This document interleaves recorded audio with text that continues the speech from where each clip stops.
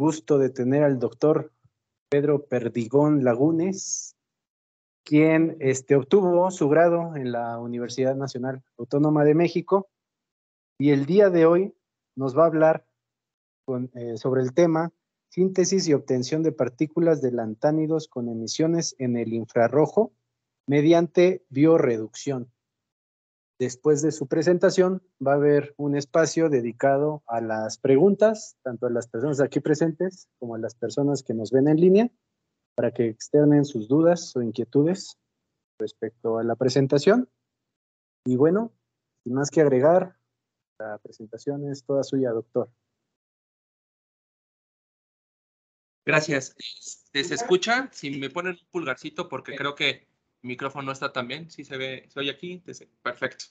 Bueno, lamentablemente no puedo poner mi cámara. Hubo un problema aquí con la red. Si me escuchan bien, perfecto. Entonces, mucho gusto. Yo soy el doctor Pedro. El día de hoy vamos a presentar lo que he estado trabajando en el momento del postdoctorado con el doctor Ciro. Y pues bueno, cualquier duda en cualquier momento, no hay ningún problema. Bueno, pues ya debería funcionar. A ver. Perfecto. Entonces, pues bueno, este es un breve índice de lo que vamos a ver rapidísimo. Me voy a presentar rápido para todos los que no me conocen, una introducción, la metodología general de lo que se ha estado realizando, resultados, principalmente rayos X, microscopía de transmisión, presencia y finalmente Raman. Y luego, al final, unas pequeñas conclusiones sobre lo mismo. Presentación. Bueno, a mí me gusta siempre empezar con esto. ¿Quién soy yo? Pues bueno, yo soy Pedro, ella es mi esposa, mi hijo, y pues tengo una licenciatura en ingeniería mecatrónica, empecé como ingeniero y después me volví al camino del mal de la ciencia de materiales. Tengo una maestría y doctorado en ciencia de ingeniería de materiales, en especial en el doctorado me dediqué a materiales nanoestructurados. He trabajado en Banco de México, en la UAM y en la UENMOR, y en una empresa eléctrica. Actualmente también estoy haciendo el postdoctorado aquí en Cinvestav y estoy trabajando en TEC de Monterrey como profesor. Me gusta decir un poquito algo de cosas personales. Tengo 3 perros y me encantan muchos hobbies muy ñoños. Bueno, introducción ahora sí. Pues bueno, como muchos sabrán, y precisamente como este es un seminario sobre luminiscencia, vamos a trabajar sobre materiales especiales que ya conocemos, que son las tierras raras. En especial vamos a trabajar sobre los lantánidos. En este caso, ¿por qué los lantánidos? Porque tienen una estructura electrónica muy interesante, la cual no es afectada cuando se enlazan químicamente, ¿no? Los orbitales, que llamamos orbitales F, están muy profundos debido a la contracción lantánida y por lo tanto mantienen sus propiedades espectroscópicas, así como de campo cristalino. ¿Por qué usar estos materiales? Precisamente por lo que acabo de comentar. En este caso yo utilicé el neodimio principalmente en este trabajo. Como podemos ver, tenemos unos niveles electrónicos bastante bajos, los cuales nos permitirán excitarlo desde niveles muy bajos de energía, como lo puede ser visible o incluso infrarrojo, para poder emitir en el mismo infrarrojo. Y ese es el objetivo de este trabajo. Y bueno, también les voy a presentar un poquito de la química que utilizo. En este caso utilizo un sistema que se llama de bioreducción. Utilizamos una molécula biológica grande como es el ácido tánico. En otras bibliografías podrán encontrar que se utiliza ácido cítrico, ácido gálico, que son más pequeñas. ¿Por qué usar ácido tánico? Porque si nos damos cuenta, en general, por la estructura molecular que tiene muchísimos OHs en la superficie. Muchísimos. Es una estructura tridimensional que además nos aporta algo adicional, una estructura quelante. Esta es una estructura tridimensional para aquellos que no los vean. Aquí lo puedo señalar de este lado y en Teams, déjenme lo señalo con un puntero. Miren, mucho mejor. Voy a usar el puntero láser de para que todo el mundo lo vea. En esta parte central, como todo el mundo puede ver en este momento, sí se ve también aquí, ¿verdad? Sí. Esto es bien interesante porque cuando uno sabe leer química, dice, pues sí, tiene mucha razón de ser, pero realmente lo que apuntan los enlaces negros es que están saliendo del pizarrón. Lo que son los enlaces punteaditos están apuntando hacia adentro del pizarrón, mientras que los otros son planos. Entonces, literalmente se pone una como garra. Si ustedes han visto Toy Story o La Garra, así igualito es el quelante. Entonces, es la forma más fácil de imaginarlo. ¿Y por qué decimos esto? Pues porque esta molécula también me limita el tamaño de mis partículas.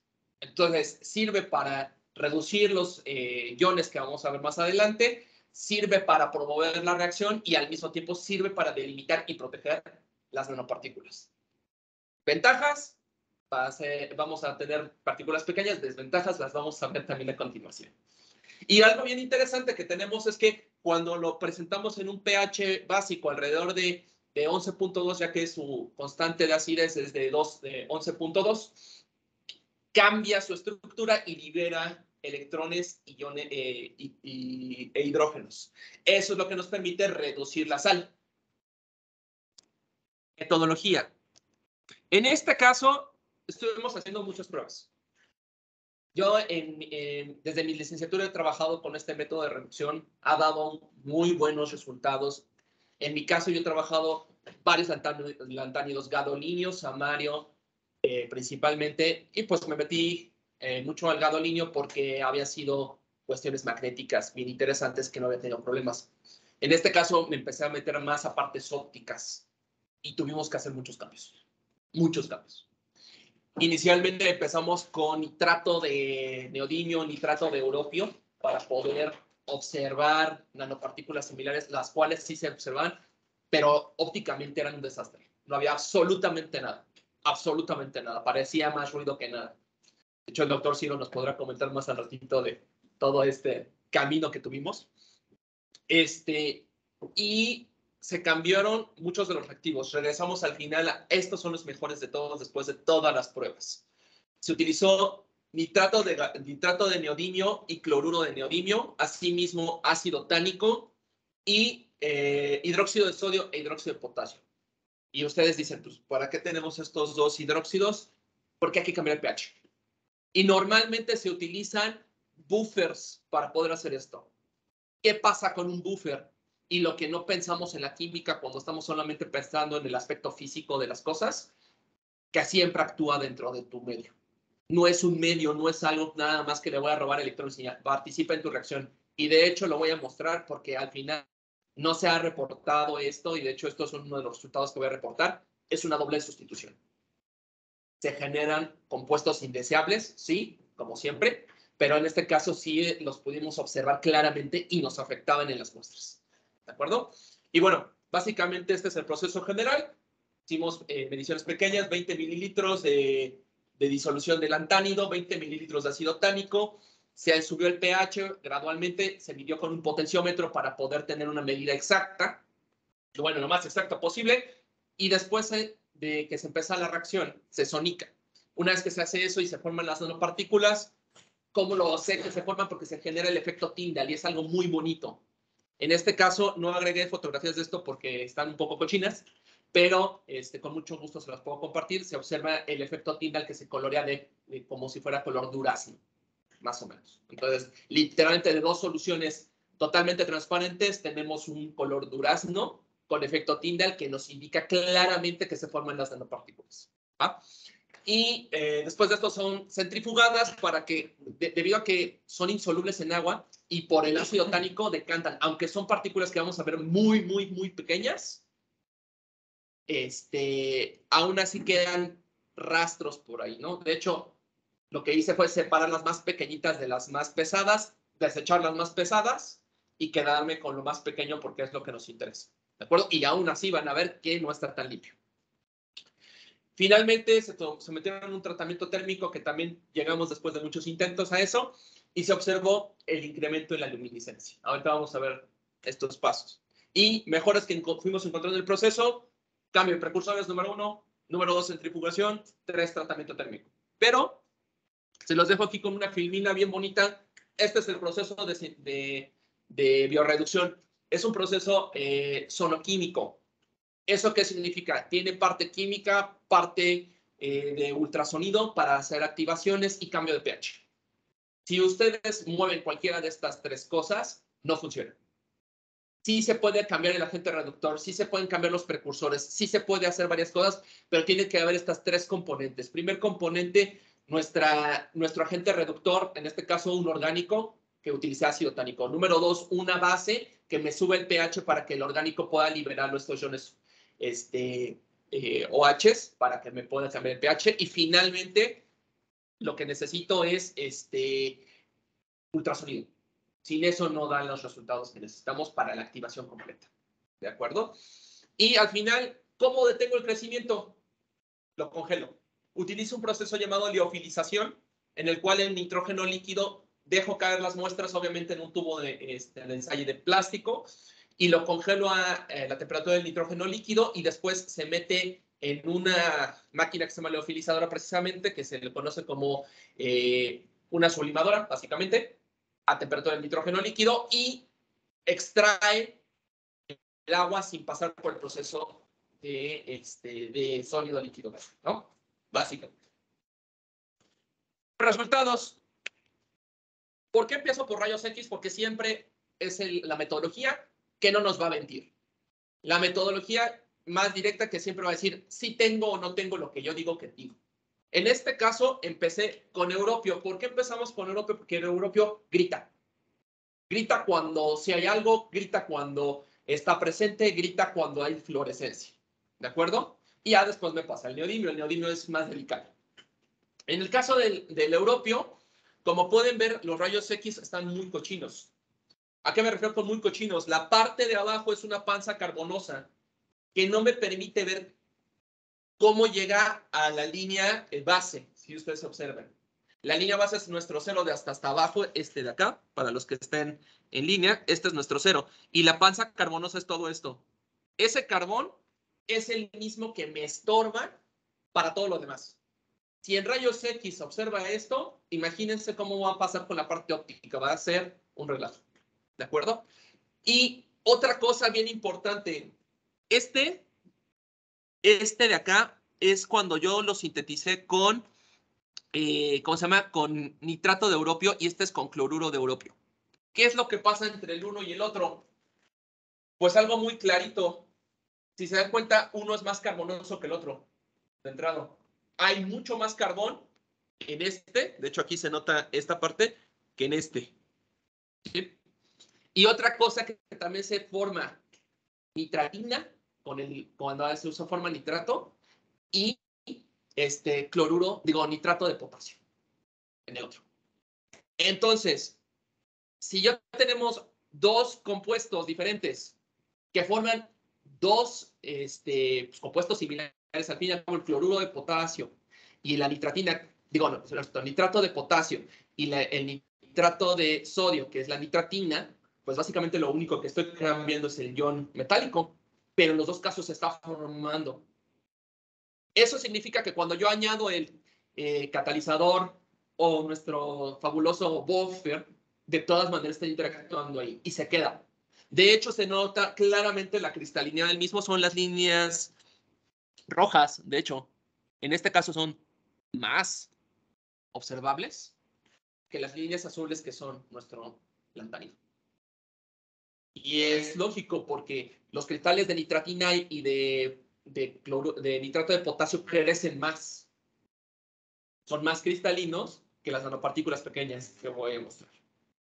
¿De acuerdo? Pero, pues después de unas recomendaciones que tuve y discusiones con el doctor Ciro, logramos esto. Esto es realmente donde me voy a enfocar. Esto ya tenemos neodimio con cloruros y con potasio. Del lado derecho podemos observar claramente el cloruro de potasio formado y del lado izquierdo también se forma mucho mejor el óxido de neodimio. De hecho, se observan claramente los picos y se observan las panzas mucho más chicas de carbono. De hecho, en este caso, ahora sí yo podría asegurar continuar las líneas del óxido de neodimio para poder calcular la ecuación de Scherer, que me daría una confirmación del tamaño de las partículas. No es muy exacto, pero es algo aproximado. Ahora, si nosotros nos vamos a la microscopía de TEM, podemos observar del lado derecho, no se alcanza a ver, perdón, que espero que en casa se vea un poquito más, porque aquí no se alcanza a ver también, pero del lado derecho veo cúmulos de partículas. De hecho, cada sombrita que se ve son nanopartículas. Estas son un poquito más observables. Estas de por aquí. Déjenme a ver si puedo pintarla aquí. Creo que sí. Aquí, por ejemplo, tengo una. ¿Sí se ve? Son las exactamente estas chiquititas. ¿Ya las ven? Estas chiquititas son las nanopartículas. ¿De qué tamaño estamos hablando? Pues la escala está en 20 nanómetros. Son 5 nanómetros.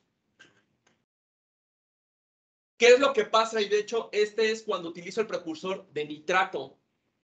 Están muy aglomeradas y muy englobadas. No se observan casi, si se llegan a observar. De hecho, ahora les voy a presentar con el otro precursor. Déjenme y borro ahora esto. Ahí está.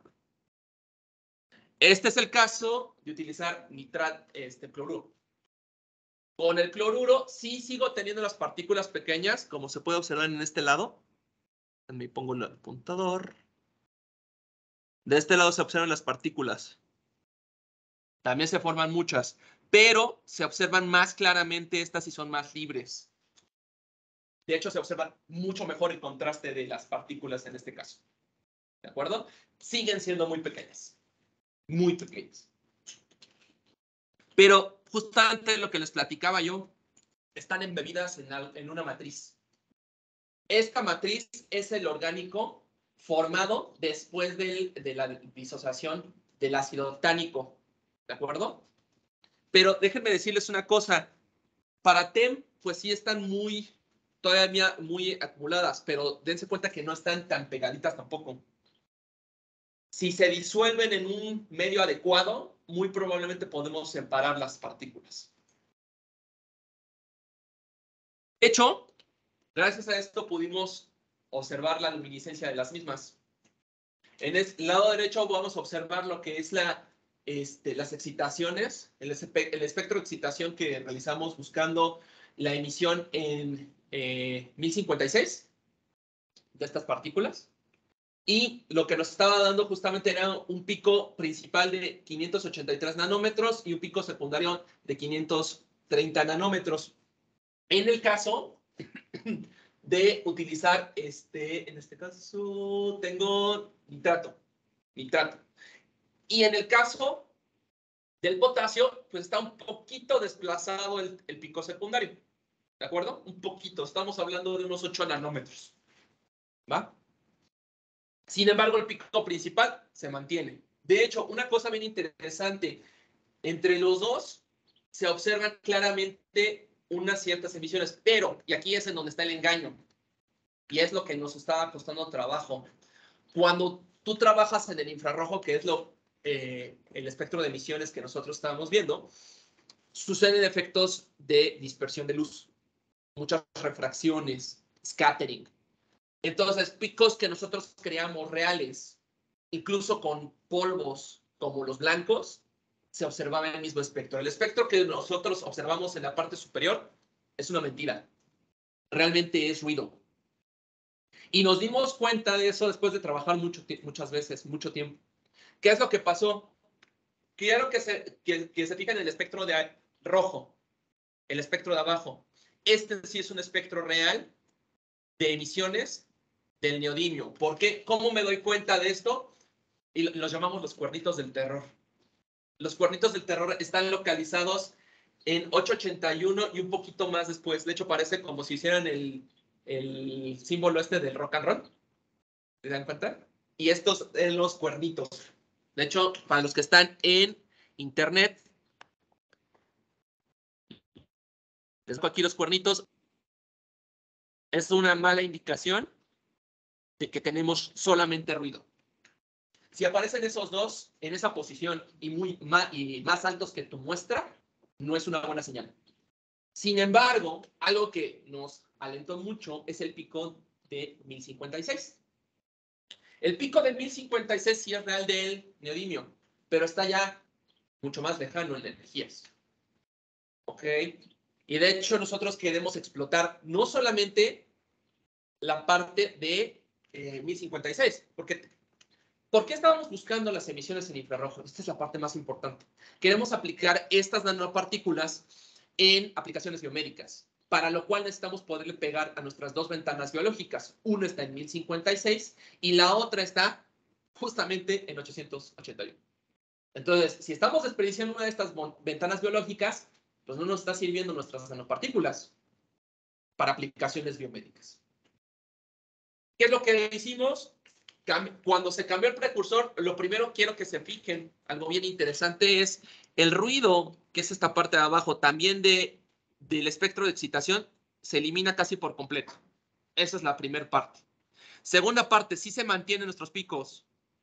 Eso es una buena señal. Y tercera, las emisiones, dense cuenta como aquí los picos del terror, estos de acá, desaparecen. Sí se queda un pico, uno, que sí es real, porque obviamente como tenemos una, tenemos una interferencia constructiva, crece el pico por la señal de neodimio y el ruido, por lo tanto es más grande. Por el otro lado disminuye este otro pico, que este sí sería ruido, y se incrementa considerablemente el pico de 1056. Esto por haber cambiado precursores, cambiado tratamientos térmicos y por haber centrifugado. Son 3 pasos adicionales que se fueron realizando y encontrando que iban mejorando la emisión. Pero solamente cuando tienes los 3 es cuando tienes este tipo de gráficas. ¿De acuerdo?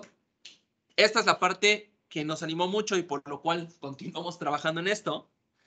Y por lo mismo, con estas muestras se realizan espectros Raman.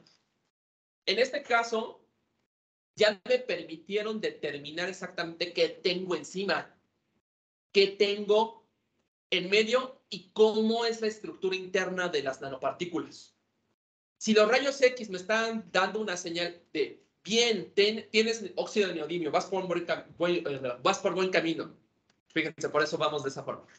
Luego, la microscopía me dijo, bien, ahí se ven tus nanopartículas.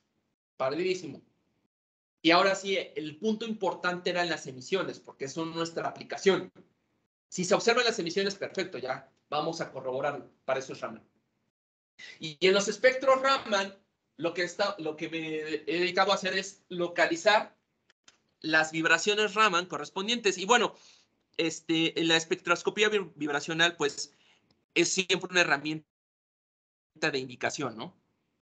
Entonces, tiene 3 zonas los espectros Raman, aparte que se le llama la superficial, que es la que es más conocida, en donde sabemos qué se me pega en la superficie. ¿Cuáles son mis complejos en la superficie? Si no, son vibraciones entre las redes cristalinas de la nanopartícula. Y finalmente, si yo me meto mucho más, que son las longitudes KLM, en este caso, las K, creo que es de la J. Desde la IJKLM, lo que podemos ver incluso son estructuras internas tipo difracción de rayos X. Se llama zona de difracción de Bragg, también igualito que en rayos X, pero en Raman. ¿De acuerdo? Entonces, número 1, que podemos observar, voy a irme desde la A hasta la M rapidísimo. A, B, C, D, digo, A, B, C, lo que me dicen es lo que tengo en la superficie. Claramente observo que hay complejos en la superficie, ¿no? Observo que hay grupos carboxilos. No, no es cierto, sí hay de repente un carboxilo. Sí. En especial en los nitratos. ¿Se observa? Y una de las cosas que estábamos discutiendo el doctor y yo es que los carboxilos son uno de los peores enemigos que tenemos para las emisiones en el infrarrojo. Se las comen. De hecho, es por eso que se ve tanto ruido en las de nitrato. Y dense cuenta cómo en el otro lado no tengo carboxilos. Bueno, poquitos. No se pueden eliminar por completo. ¿De acuerdo? De hecho, se ve la letra C. ¿Qué otra cosa es lo que estoy observando? Ay, tuve un typo aquí, una disculpa. No, sí se está moviendo, porque es potasio, perdón. Líneas D y E, lo que estamos viendo primero en la D son lo que me quedó del nitrato de potasio. Literalmente, formación de nitrato de potasio, que era lógico. Lo que vemos en la E son dos líneas que se parecen, pero no son la misma. Una provocada por, por una especie de nitrógenos sobre la superficie, que de hecho cambió el estado de oxidación, y por otro lado, la formación de cloruro de potasio en la otra muestra, lo cual también va totalmente en línea con todo lo que estamos discutiendo. A continuación, en la línea G solamente se observan cloros. Justamente lo que estamos viendo no, ahí sí me confundí, perdón. Este era al revés, perdón. F y G van al revés, una disculpa, F y G, porque justamente F pertenece al de cloro y este de confundí, una disculpa. Estos dos van al revés, una disculpa. En uno se ve nitrato y en otro se ve cloro, ¿va? Los confundí, una disculpa. Y a partir de la H de la H a la I, lo que estamos observando son vibraciones internas de las redes.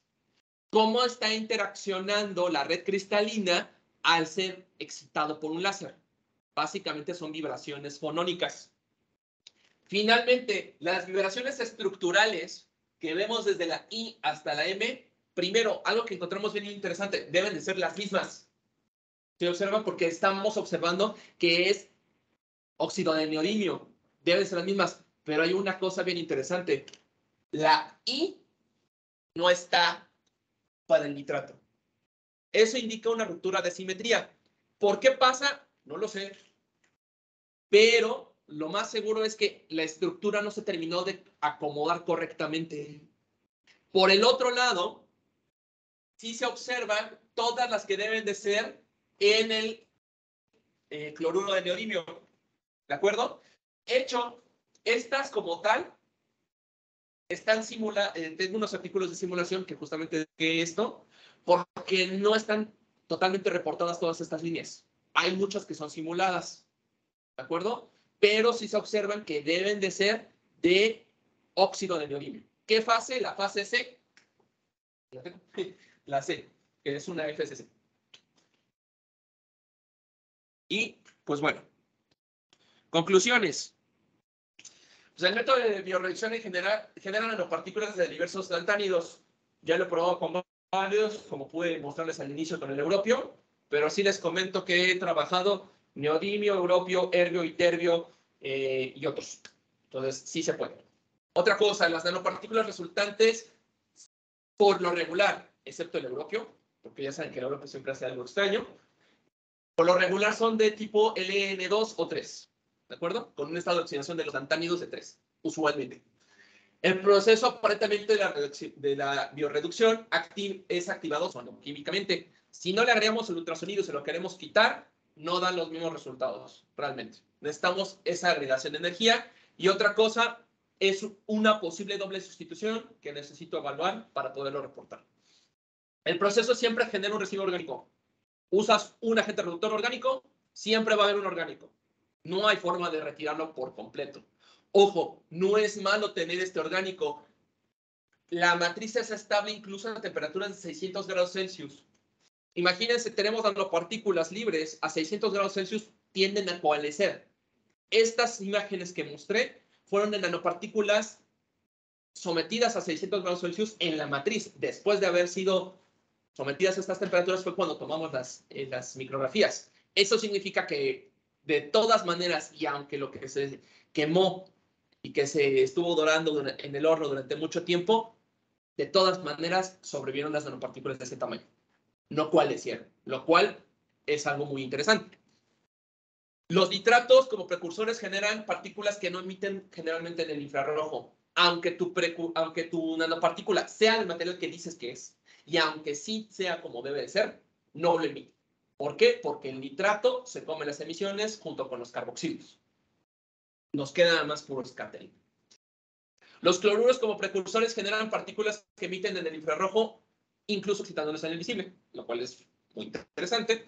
La espectroscopía Raman indica que las partículas siguen embebidas, no hay forma de retirarlo, pero no están tan fuertemente enlazadas. Si estuvieran más fuertemente enlazadas, en el espectro Raman estarían más profundos en energía. Están más bien en la parte media, en donde uno sí puede, por medios de disoluciones, tratarlos de retirar. Y finalmente, el análisis Raman muestra que las partículas se encuentran funcionalizadas. Esto es muy importante porque uno de los grandes problemas en la parte biomédica es, bueno, hice mi partícula, y ahora ¿cómo le acoplo lo que yo quiero ponerle encima para poderlo hacer biocompatible? En este caso, ya tienes eso. El problema es que hay que quitar un poquito. Pues bueno, de mi parte sería todo. Les agradezco mucho su tiempo y pues muchas gracias.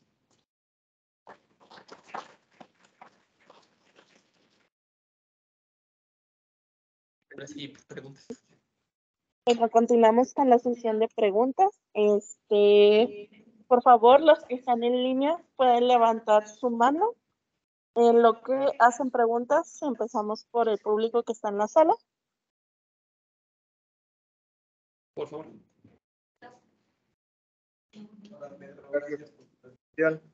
Interesante. Yo nada más tengo una pregunta y es en relación a tus espectros de fotoluminiscencia. Ahí. Tus espectros no están normalizados, ¿sí? No, no están ahorita normalizados. Ahora sí que lo que mejor hice precisamente para mentirles un poquito es mostrarlos sí limpios, pero no normalizados por el momento. Mi pregunta va en relación a tu primer espectro, refiriéndome al superior. Ajá. ¿Por qué no hay una relación entre el pico de excitación y el pico de emisión? Yo sí. Supongo que, bueno, primero dame tu respuesta y ya, después te digo lo que yo supongo y si estamos de acuerdo. Sí, no, ahorita, por el momento, no están normalizados, no están completamente procesados.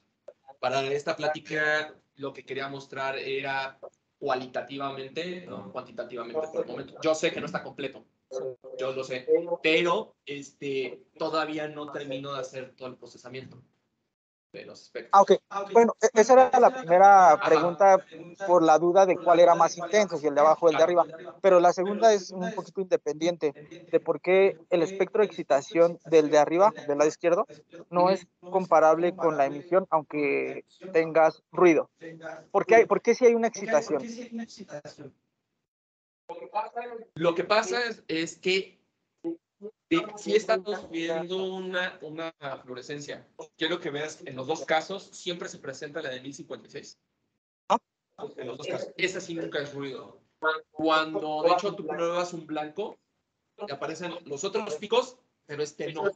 De hecho, eso es lo que nos animó a seguir trabajando con este material. Tú cuando trabajas, ponle tú, con tu blanco, con otras nanopartículas, sí ves todos los demás picos, toda la familia, y de hecho te emociona mucho, ¿no? A mí me pasó en enero, estábamos súper emocionados, ya había salido, ¿no? En menos de 2 meses de iniciar el trabajo, y no.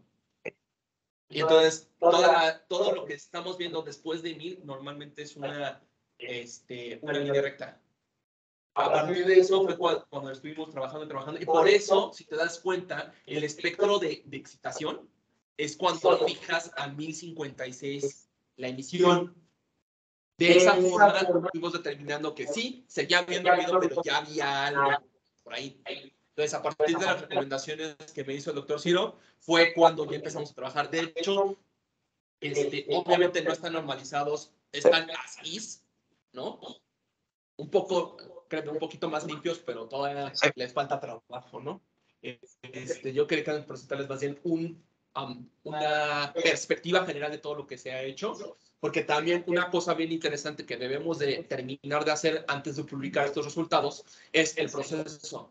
¿A qué me refiero? O sea, primero las nanopartículas, luego cuando se les hace centrifugación, luego cuando se les hace,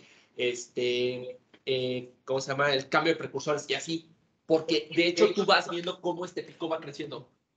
Eso nos fijamos mucho, ¿sabes quién? En el europeo. Pero el europeo, a partir del momento de la centrifugada, ya se ve. Y entonces dices, ya llegamos. Y cuando cambiamos a los otros lantánidos, que era neodimio, erbio y terbio, decíamos, ¿por qué no sale? Fue cuando realizamos lo mismo.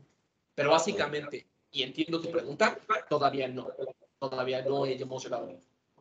Yo supongo que esa diferencia que hay entre tu pico de excitación, que no empata con tu espectro de emisión, viene en relación a lo que tú dijiste de tus grupos o tus elementos que vienen ligados con el carbón. Esa absorción que está habiendo por el carbón, bueno, yo lo que pienso, no sé, a lo mejor ahorita me corrige el doctor, puede que esté absorbiendo esa emisión. ¿Por qué? Porque debería de ser igual la intensidad de excitación con la emisión, independientemente que estén normalizados. Estoy de acuerdo. Y de hecho, fíjate cómo en la de abajo sí. En la de abajo, si tú le trazas una línea recta. Fíjate. Hiciste un índice de este. Sí, pero no me pudieron pasar los. Ay, bueno, qué fea línea recta, porque yo tengo pulso de maraquero, pero como por ahí. O sea, sí está como del nivel, si te das cuenta. Sí, en la de abajo sí no hay problema. No, digo, la de arriba entonces sí hay. yo lo que creo es por esa parte de los elementos que están relacionados con el carbón. ¿Qué son las dos cosas? Mira, una cosa son los carboxilos. Los carboxilos pues tienden a disipar toda la emisión infrarroja, de hecho, en vibraciones. Por eso, si te das cuenta, y aquí está la cuestión por lo que tenemos Raman. En el Raman, tú alcanzas a ver dos vibraciones que son muy fuertes. Muy fuertes. Estas vibraciones que estamos viendo acá, aunque no lo creas, no deberían de aparecer, porque ya pasamos los 600 grados. Ahí, de esas dos, ¿cuál corresponde a la otra imagen de... ¿Puedes regresar tanto? Es que no puedes hacer una relación directa. No, pero ¿qué material corresponde? El de arriba, por ejemplo, el espectro de arriba. El espectro de arriba es de acá, estamos hablando de nitrato. Ajá. De lo que está en nitrato, y el de abajo es el de cloruro. Okay. En el de este lado tenemos arriba cloruro y abajo nitrato. En esta, la negra es la que te interesa. Entonces, si tú observas la negra, A y B, estamos hablando de los grupos funcionales acoplados pegaditos, ¿no? Tampoco, en este caso, en espectroscopía Raman, si yo lo pusiera, ¿cómo se llama? Las intensidades iguales, ¿no? De hecho, tuve que hacerle un factor de 100 menos, está dividido entre 100, porque era mucho más intenso que el otro. De hecho, por la nitratina, no me permitía observar bien el espectro Raman. ¿De acuerdo? De hecho, hasta que se penetró por debajo de 150 es cuando empiezas a ver ciertos picos que pertenecían al neodimio bien. ¿De acuerdo? Pero a lo que voy de tu pregunta, los grupos A y B, que son estos de la esquina, son los que están correspondiendo a estos grupos funcionales. A estos carbonos, a este metil y a este carboxil. ¿De acuerdo? Pero date cuenta que son dos grupos. Normalmente estos son gemelos. Los dos son de tipo de vibraciones delta. La vibración delta, como lo tengo por aquí para que veas, son vibraciones de flexión, que es lo que está haciendo es esto. Entonces, no están viendo en internet, pero estoy doblando mis deditos como si hiciera con el ojito. Ese tipo de vibraciones son las que realmente parece que comen las emisiones en infrarrojo. Porque en lugar de emitir infrarrojo, lo que estás emitiendo es calor vibracional. Ese es el problema. Y otro que tenemos muy complicado es la E, sí, que es un nitrato. Sí, por ahí va mi pregunta. ¿Cómo está este sí es súper mega hard, así. Sí, por ahí va mi pregunta, ¿no? ¿Por qué no había esa relación? ¿Dónde está esa emisión? Y te digo, yo pienso que viene a partir de esos grupos que son más evidentes en el Raman, y te preguntaba lo de absorción para, pues, comprobar también esa parte, ¿no? Si tu material, el que no coinciden las intensidades, tiene una fuerte absorción en esa zona, ¿no? Del infrarrojo. Pero pues, esa es la única pregunta que yo tenía. Pero ahora, no haber dado tantas vueltas para resolver. No te preocupes. A ver. Gracias. Vamos a ir con una pregunta de aquí en línea. A ver, porque creo que no los oigo muy bien, entonces. Celestine López. Hola, buenas tardes. Adelante, Caín, con su pregunta. Bueno, mi nombre es Enrique Camarillo. El caso es así, en A ver si tú lo en escuchas. los espectros de emisión-excitación se hablaba de ruido. Y bueno, y las señales que se ven, no se ve que sea ruido. Se ven unas señales bien establecidas, bien uniformes.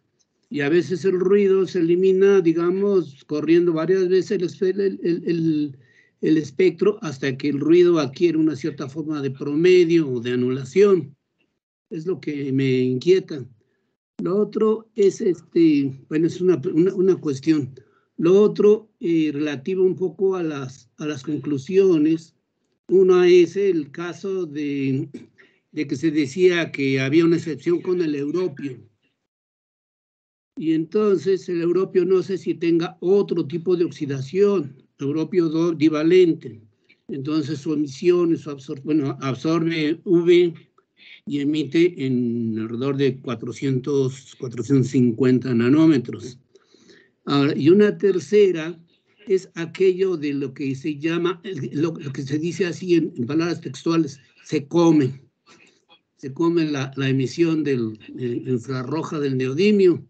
Yo no sé qué tipo de, es decir, el mecanismo, si es como una especie de desexcitación a través de los ligantes que parecen ser carbono, pero no la difracción. Se puede poner la última, entonces las conclusiones.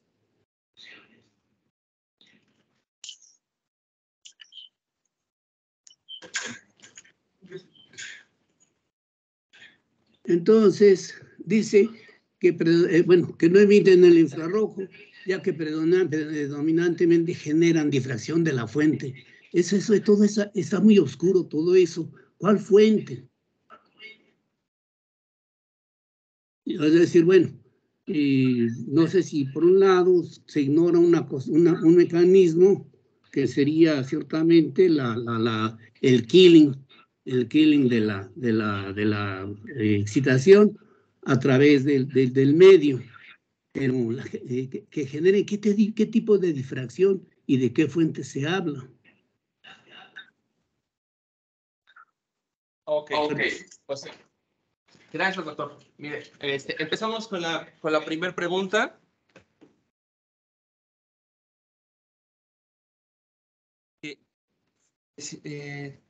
Ahora sí que perdí un poquito el hilo. Allí en la roja. No me pasa por no apuntarlo, pero mire, vamos por las que me voy acordando. Aquí, de ser ruido, el ruido. Entonces, si queremos esa ver señalota la de 822 no es ruido. Que justamente estábamos discutiendo hace ratito sobre por qué se está perdiendo las emisiones y por qué digo que hay una especie de difracción.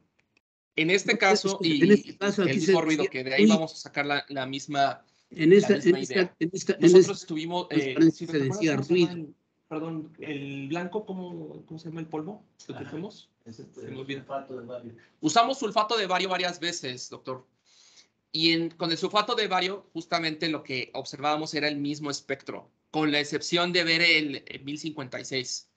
Hicimos muchísimas pruebas con las partículas, con diferentes tipos de sustratos, con diferentes pegamentos, con diferentes polvos, hasta llegar al sulfato de bario. Y de hecho, lo que estábamos observando es una especie... Tal vez mis palabras fueron incorrectas, sino una refracción, tal vez, de la luz, en donde incluso filtrada, cambiada, modificada de posición, siempre se observaba este ruido, no lo podíamos eliminar. De hecho, el orden del ruido, por lo general, siempre era más alto que de lo que esperábamos. Incluso con el patrón de corrección se elimina se seguía observando. Hasta que el promedio... A eso me refiero con un ruido que pertenece per se a una especie de refracción, difracción de luz, porque exactamente qué es lo que está sucediendo con estos polvos tan pequeños en el infrarrojo, no estamos seguros. No sé si con esta resuelvo una de sus preguntas. Medio. Bueno, lo otro era en relación a las conclusiones. Porque yo no lo escucho, la verdad, aquí. Perdón, en relación a las conclusiones. ¿Sí me oye? En relación a las conclusiones, en un momento dado se mencionaba directamente que había una irregularidad con el europio. Y yo entonces mi comentario es que probablemente el otro estado estable del europio es europio divalente. El europio divalente tiene otro comportamiento.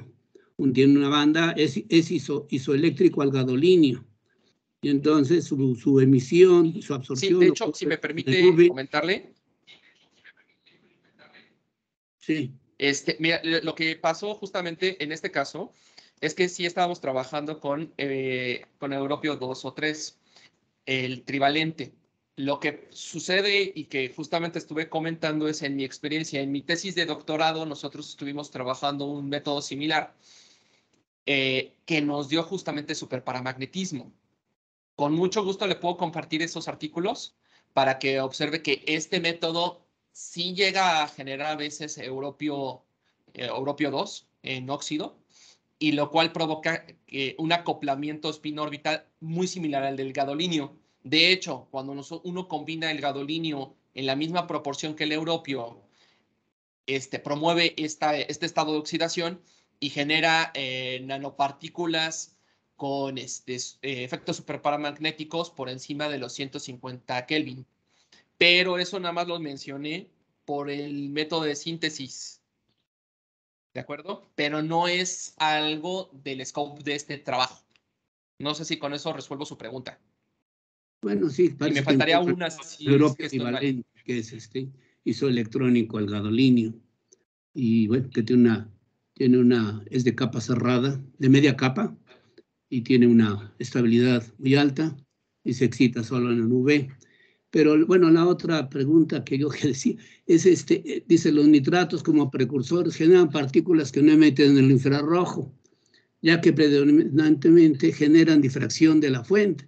Entonces, no sé qué fuente se habla y no sé de qué difracción se habla. O sea, o bien yo creo que simplemente los neodinos excitados se desexcitan a través de sus ligantes, digamos, de sus vecinos. Killing, pierden su energía. Pensando en un posible mecanismo, ¿sí? Porque la palabra se lo comen, me parece muy todo, ¿no? No tiene sentido decir se lo comen, sí, no, en un sentido estricto. No, claro, lo entiendo, doctor, que es una palabra muy coloquial. Lo entiendo perfectamente. En este caso, lo que estamos observando sería lo siguiente. Aquí tenemos esto. El killing, como usted menciona precisamente, de hecho se observa cómo la emisión baja considerablemente con respecto a la excitación, como usted bien menciona, ¿de acuerdo? Y de hecho, en el espectro Raman se observa claramente que tenemos estos grupos funcionales más el nitrato. Estos generan el efecto, como usted bien menciona, de killing, pero adicionalmente se observa el espectro que le menciono de ruido. El ruido, de hecho, es esta zona de aquí. Lo voy a marcar en rojo. Todo esto es el ruido. Y el ruido, de hecho, si usted observa, es mucho más alto que incluso la emisión de 1056. ¿De acuerdo? Cuando nosotros realizamos un post-tratamiento térmico de 600 grados Celsius, obtenemos este espectro, que ya es el mejorado. Justamente observamos la emisión, como lo estamos viendo. La parte que le marqué en rojo en un círculo, esa es a la que me refería como ruido que no pudimos retirar. Y de hecho, hace que la señal de emisión sea completamente opacada con respecto a la emisión real. ¿De acuerdo? Entonces, estoy de acuerdo, la terminología no es adecuada para lo que estamos comentando, pero sí, lo que estamos viendo es una supresión de energía más que nada provocada. Déjenme borrar esto. Más que nada por los modos vibracionales que tenemos de este lado. Si nosotros Bueno, me retiro para que admitan a Ciro, ¿eh?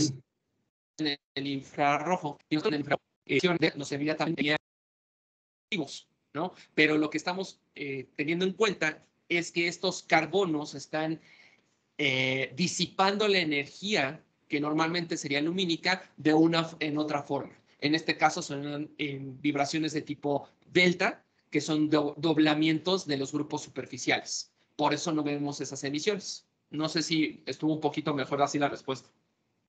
Sí, gracias, Pedro. Muchas gracias. Gracias a usted. Ok, gracias por su pregunta.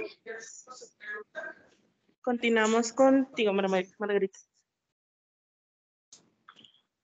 Muchas gracias por la presentación, me pareció muy interesante. Yo nada más tengo una pregunta, pero no sé si, bueno, es que es un poquito del área de la aplicación.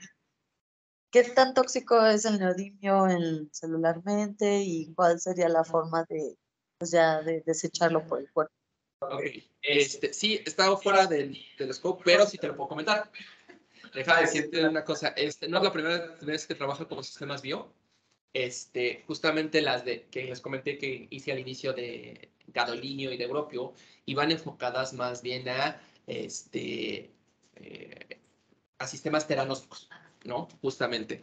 En específico a sistemas magnéticos o sistemas de rayos X, de absorción de rayos X, como el PET. ¿Qué es lo que pasaba? Los probamos con animalitos y pues se formaron acumulaciones en el torrente sanguíneo. ¿Qué es lo que pasaba justamente? Antes de encontrar los procesos de limpieza, el DLS nos mostraba cúmulos alrededor de una micra. Y entonces nosotros nos empezamos a separar y logramos en el mismo DLS los cúmulos de 50 nanómetros. Ya estamos en un orden deseable.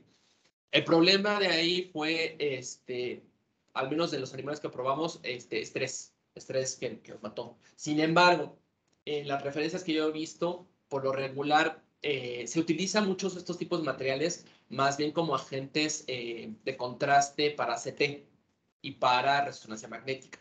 Esos dos casos. Usualmente los usan como iones en quelantes, justamente en las garritas que comento, que son el ácido tánico. ¿Y qué es lo que pasa con estos quelantes? Usualmente liberan los iones porque siguen siendo reactivos. Entonces, como tal, no se han hecho estudios a profundidad de estas nanopartículas en estudios biológicos, pero si tú lo liberas en torrente sanguíneo, provoca en un 10% falla hepática y falla renal. ¿Qué es lo que buscamos con nanopartículas de óxido? Que no sean reactivos. Porque de hecho, tengo un trabajo que estoy realizando con una compañera en donde estamos sustituyendo iones de calcio con europio, precisamente, para marcadores, ¿no? Para hidroxiapatita. Y entonces dices, pues sí se parece a cosas del cuerpo humano que puede imitar. Por eso es importante realizarlo con óxidos. Si tú lo tienes estable, es más poco probable que se adhiera a alguna zona del cuerpo humano. Como tal, el mecanismo es fagocitosis, pero no hemos hecho estudios y no me he enfrascado en eso, pero sé que existen y sé que los daños que podrían causar. Sí hay toda la cosa. Por eso hay que tomar las precauciones de hacer óxidos totalmente estables y por otro lado, recubiertos por no solamente un quelante, sino por algo más que proteja como una vacuola o algo así. No sé, por ahí va la pregunta.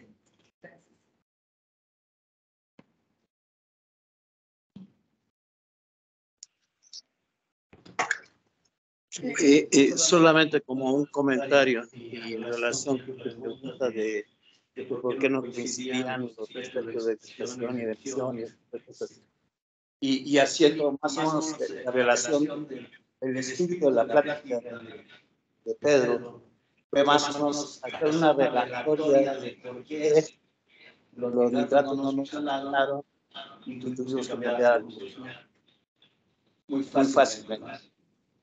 Cuando estábamos en nitratos, le metíamos neodimio, le cambiamos a helio, le cambiamos a Europa, etcétera, etcétera, y esencialmente tenían los mismos. Eso nos llevaba al contrario de por qué tuvimos que ver lo que era. Y resulta que metimos sulfato de bario y daba exactamente lo mismo. Entonces llegamos a la conclusión de que los precursores que eran nitratos, lo que nos estaban generando era algo, polvos, ¿cómo le llamaste? Como una refracción-difracción de... No, pues, ¿los carboxilos? ¿O la nitratina? Okay. Esencialmente lo que ocurre es un polvo, la intuición no tiene nada que ver con las tierras raras, ¿no? Y por supuesto la excitación tampoco tiene nada que ver con las tierras raras, ¿no? Al cambiar de eso a cloruros y sobre todo al hacer también un reducido, entonces ya empezamos a ver los picos característicos de los lantánidos, en particular en este caso los centrolíneos. Y entonces ahí ya todo cambia el subyace, ¿no? O sea, cuando no tenías, o cuando se estaban usando nitratos como reactivos, nos daban en nitratina, lo cual era un polvo blanco que dispersaba realmente las tóxicas.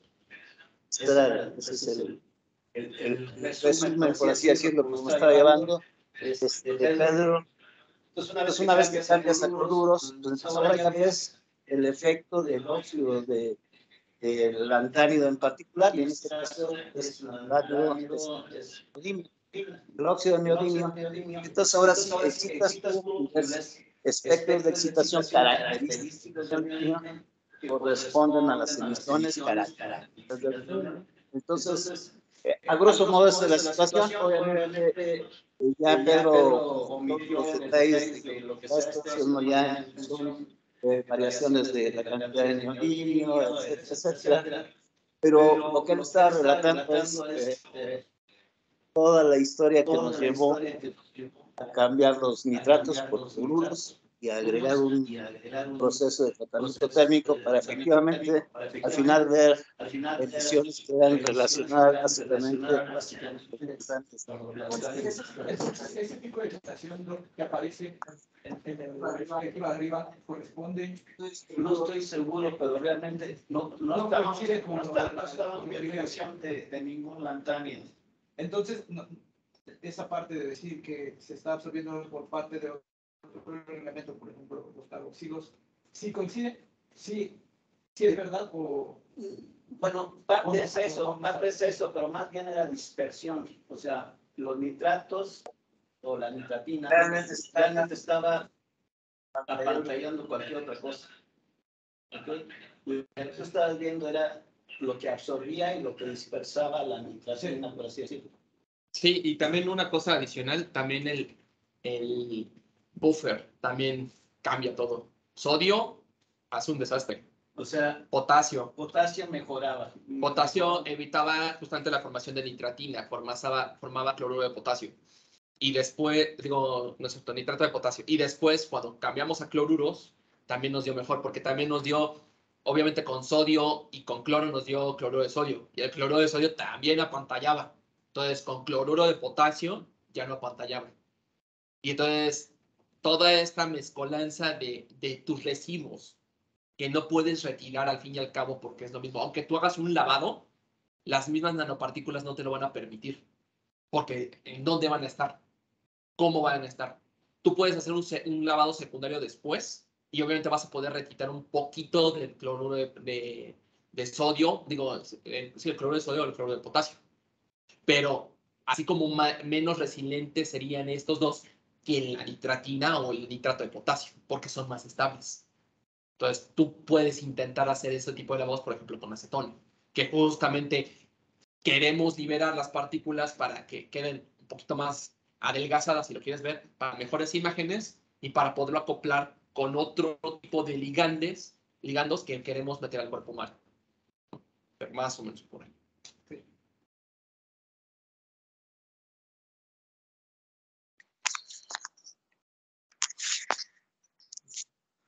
Muchas gracias por la presentación. Hay un trabajo muy amplio, ¿no? Que lo sintetizas y lo presentas así muy rápido. Muchas de estas cosas, pues no tenemos nosotros mucho la experiencia con ellas. Sí me gustaría que me dieras un poquito mayor claridad con respecto al proceso de utilización. Y el segundo punto que me interesaría ver es cómo precisas la matriz o el sustrato en donde quedan tus partículas. Ok. Primero, el proceso de liofilización. Vamos a empezar por ahí. Que no lo pongo por aquí. Bueno, el proceso de liofilización básicamente es congelar y después a bajas presiones extraer el agua, básicamente. Entonces estamos hablando de presiones de 0.56 milibar. Uno congela y necesitas que realmente esté sólido el agua. Una gotita líquida descompone el aparato porque está sucediendo una bomba de ultra alto vacío, ¿no? En medio tiene un colector. De hecho, es una máquina que tiene tres partes. Tiene el cabezal. Ahorita no digo, al ratito si quieres te muestro una imagen. Pero tiene el cabezal, tiene el cuerpo y tiene una bomba de ultra alto vacío. Tú lo que haces es congelas las muestras. Podrías usarlo en un ultracongelador, pero no tenemos. Entonces, pues lo que hay en donde he estado sintetizando, que es en el Instituto de Física, usaban mucho nitrógeno líquido, porque tienen ahí varios aparatos. Entonces, nitrógeno líquido, en unos tubos de ensayo, yo los congelo, pero tienen unos vasos especiales precisamente que aguantan choques térmicos y bajas presiones. Yo prefiero hacer muchas muestras en tubos de ensayo y ponerlo en ese vaso. Entonces, yo puedo hacer de 4 en 4 muestras, más fácilmente. Las congelo en nitrógeno líquido, las meto en el vaso de liofilizadora y luego lo meto como si fuera un desecador habitual. Nada más que este desecador, pues está ultra alto vacío. Y lo dejas aproximadamente, dependiendo del volumen de agua, tarda entre 72 a 96 horas. Es un proceso muy lento, muy, muy lento. Y una de las problemáticas que tiene es muchas veces, si tienes burbujas, se descongela tu muestra.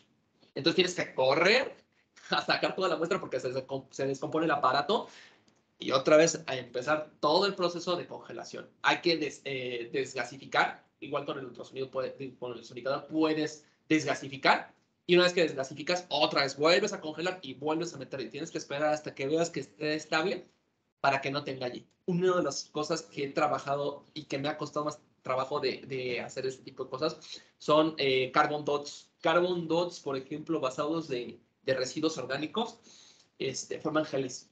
Entonces, si se gelifica también es un relajo porque en el momento que se forma un gel, ya no puedes congelar adecuadamente y ya no puedes extraer. Entonces, hay que tener mucho cuidado. Es exactamente el mismo proceso que se utiliza para hacer el café instantáneo. De tener para formar los cristales solubles, pero básicamente lo mismo. Eso sí, siempre deben de ser soluciones acuosas. Jamás de los jamases debe de tener algún orgánico porque como está en ultra alto vacío, explota. Digamos que se vuelve un motor diésel. Ese es el de liofilización. ¿Y cuál era el otro? Ah, mi estructura final. Bueno, aquí no se alcanza a observar, pero simulaciones han demostrado, de hecho aquí lo que ves es un masacote, ¿no? Estos masacotes es porque entre que tú empiezas a sonicar y al fin y al cabo sabemos que cuando utilizas sonoquímica tenemos burbujas que explotan con una energía de 5000 Kelvin con un rate de enfriamiento de 10 a la 12. Entonces, en el promedio no lo ves, no en el segundo no lo ves, pero eventualmente por eso se va calentando el agua de un sonicador, ¿no? Entonces, pero estamos hablando ahora sí de burbujas del tamaño de las nanopartículas. De hecho, eso es lo que inicia precisamente la reacción para formar las semillas, ¿no? Entonces, tú explota una burbuja y donde explota esa burbuja, empieza a crecer la nanopartícula por la diferencia energética. El quelante, en este caso, el ácido tánico, es como si fuera este recubrimiento que tiene encima, pero además le está proveyendo todos estos electrones adicionales que necesita para ser reducido. Entonces, por eso tienes que tener ese juego. Primero, tienes que tenerlo en el medio exacto al ácido tánico para que libere sus electrones, que es un medio básico, básicamente, ¿no? Tiene una pK de 11.2. Entonces, si tú te aproximas a 11, ya empiezas a liberar muchísimos. Y tiene varias liberaciones el ácido tánico, entonces eso es algo amable, ¿no? Pero si tú llegas a 11 de sopetón, liberas todos los electrones, ¿no? Y después lo que pasa, obviamente, entre la sonicada, pues se va degradando tu molécula, ¿no? De hecho, por eso se empieza a formar la forma quinona, que es esta. Pero, si te das cuenta, de hecho, esta forma quinona parece ya como unos deditos, ¿no? Esos oxígenos que están alrededor, parece que te quieren agarrar. Y de hecho, si se dan cuenta, pues, como son oxígenos, pues tienen una electronegatividad muy alta. Entonces, por lo regular, estas partículas terminan con una carga superficial positiva y con el que se van acoplando los oxígenos como si fueran la parte superficial. De hecho, tú observas que siempre se van juntando como en cumulitos. No son perfectamente esféricos, pero si te das cuenta como que sí hay zonas más marcaditas, ¿no? Obviamente, cuando tú lo pasas por el DLS, ahí es cuando te va marcando si estás con tal o cual. Usualmente los cúmulos quedan así cuando los botas, te quedan de una micra, los cúmulos. Pero ya cuando vas, por ejemplo, rompiendo, sonicando, disolviendo, lo más chico que yo he visto un cúmulo son 10 nanómetros. Entonces estamos hablando de unas 3, 4 partículas que se quedan atrapadas. Están ahí encapsulados. Sí. O sea, lo mejor que yo he logrado hacer es, eso sí, ya muy agresivamente, es meternos en disoluciones de acetona y lavados después de 4 lavados de acetona, sí me quedan estos cúmulos muy pequeños. Pero también estás perdiendo pues, todo el recubrimiento. Tal vez no quieres perderlo todo. De hecho, estos ya están con tratamiento térmico. Usualmente cuando las primeras micrografías que hice alguna vez en mi vida, hace, no creo que unos 12, 15 años, de estos eran unos masacotes así gigantes. De hecho, cuando pasaba el haz del TEM, se empezaban a formar como cebollitas. Ahí estaba reaccionando bajo el haz mismo. Y después de muchos años de práctica ya logramos hacer este tipo de partículas. Estas no están tan limpias, pero sí se pueden limpiar un poquito más. Lo bueno es que pues ya se lograron estas al menos. Estas pues son las que no más, obviamente más limpias para obtener una alta resolución, se pueden hacer. Yo lo he hecho con gadolínio y con europio, que es lo que he reportado, y sí se pueden lograr resoluciones atómicas. Pero sí están ahí. Te das cuenta, ahí está. Yo le llamo el moco, pero es ácido tánico en forma de quelante. Gracias. De nada.